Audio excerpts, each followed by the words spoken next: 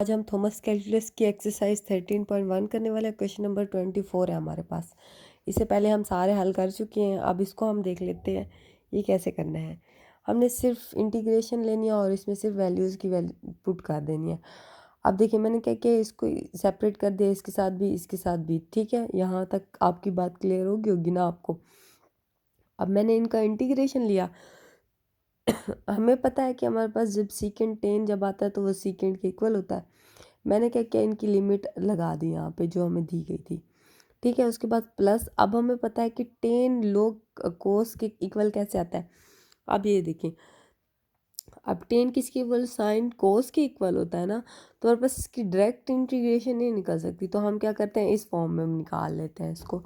अब देखिए इस तरह से है, तो मैंने क्या किया कि हम नीचे वाली वैल्यू जहरी बात है ऊपर रखूँगी तो वो नहीं हो पाएगा, हमारे पास डी नीचे आ जाएगा ना।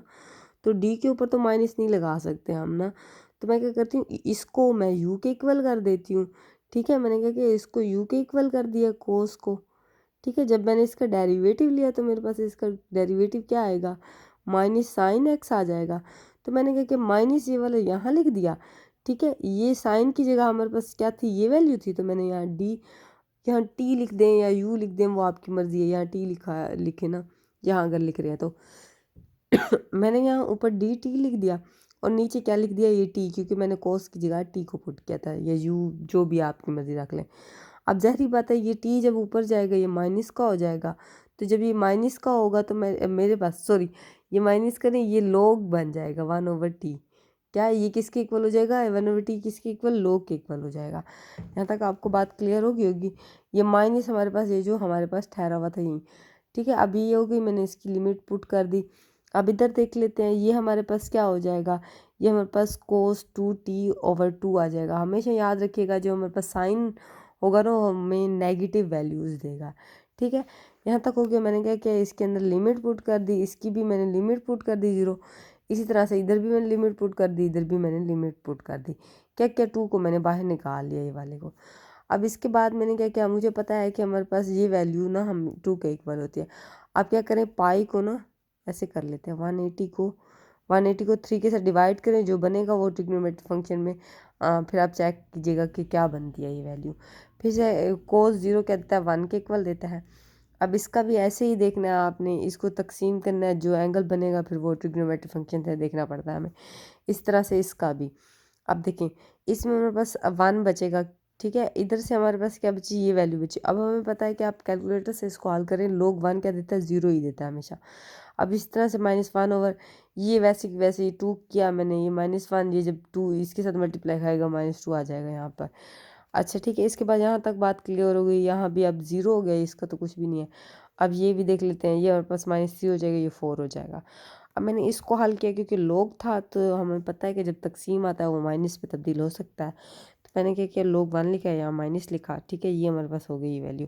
हमें पता है, मैंने आपको ऊपर भी बताया लोग क्या होता है, 0 के इक्वल होता है। मैंने क्या किया, इसको 0 कर दिया। ये वैसे की वैसे वैल्यू पे मैंने ये लिख दिया यहाँ पे। जब माइनस के साथ मल्टीप्लाई होएगा तो प्लस हो जाएगा। ठीक है, ये तो हमारे पास हो गया। अब क्वेश्चन नंबर 25 की बात कर लेते हैं। इसमें देख लेते हैं, मैंने कहा कि इधर भी मैंने साहब को वैल्यू दे दी। ठीक है, अब हमें पता है ये लोग के इक्वल है, मैंने आपको पहले बताया 1/t जो होता है वो लोग के इक्वल हो जाता है। और इधर मैंने लिमिट्स लगा दी। ठीक है, ये भी हमारे पास कोई भी यहाँ वहाँ कुछ भी नहीं है, तो हमारे पास ज़ाहिर बात है ये लोग में ही तब्दील हो जाती है, ऐसे ही ऐसी वैल्यू है ये भी। और ये देखिए, ये भी सेम वैसे ही है। मैंने क्या किया, 1/2 ले लिया, 1/2। ठीक है, बाहर चला गया 1/2, फिर ये हमारे पास क्या हो जाएगा, 1/t बच जाएगा, तो ये लोग में आ जाएगा। और मैंने क्या किया, इसमें वैल्यूज़ पुट कर दी, इसमें भी मैंने वैल्यूज़ पुट कर दी। अब हमें पता है ये 0 के इक्वल हो जाएगा। ठीक है, ये वैसे का वैसे आ गया। अब इसका देखें, ये हमारे पास क्या बचा, 1 बचा। अब नीचे ये 0 हो जाएगा, ये वैसे का वैसे आ जाएगा। ये 4 बचेगा ना इसमें से। ये इसको भी हल करके उसने क्या किया, हमारे पास ये 0 के इक्वल हो जाएगा ना, तो हमारे पास ये खाली 4 बच जाएगा। ठीक है, अब उसके बाद देखते हैं कि हमारे पास ये 0 के इक्वल हो गया, माइनस में प्लस हो गया। ये वाली वैल्यू वैसे की वैसे आ गई यहाँ पे। ठीक है, यहाँ तक आपको समझ आ गई होगी, बात क्लियर होगी। ठीक है, उसके बाद अब इधर चलते हैं, इधर देख लेते हैं इधर क्या करना है हमने। अब देखिए, ये हमारे पास क्वेश्चन नंबर 26 है। इन दोनों को हमने वैल्यूज़ दे दी, पुट कर दी। सिर्फ ओनली हमने फार्मूला पुट किया। हमें पता है कि हमारे पास ये सीकेंड और साइन इन्वर्स के इक्वल हो जाता है, ये हमारे पास टेन की इन्वर्स के इक्वल हो जाता है। और क्या क्या मैंने सिर्फ इसके अंदर वैल्यूज़ पुट की और हमें पता है कि हमारे पास कोस इन्वर्स 1 किसके इक्वल होता है, हमारे पास ये हमारे पास 1 के इक्वल होता है और ये 0 के इक्वल हो जाता है। इस तरह से ये हमारे पास 1 ये 0 के इक्वल हो जाता है, तो हमारे पास ये आंसर आ जाएगा।